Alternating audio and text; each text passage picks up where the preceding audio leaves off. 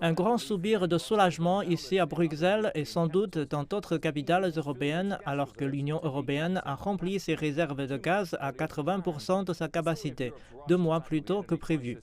L'histoire de la précipitation de l'Europe pour s'attaquer à la crise de l'énergie au cours des derniers mois a été un mélange de marchés volatiles, de pénuries russes, de représailles et de difficultés techniques imprévues. Cela n'a certainement pas été une tâche facile pour les gouvernements européens désireux de protéger leurs citoyens contre l'augmentation des factures énergétiques.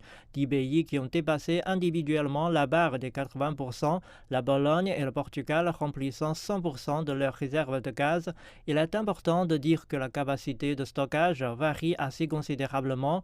L'Allemagne a par exemple plus de 80 fois plus de capacité de stockage que le Portugal. 6 autres pays sont sur le point d'atteindre 80% en novembre, ce qui signifie que plus de la moitié des États de l'Union européenne sont en avance ou dans les délais.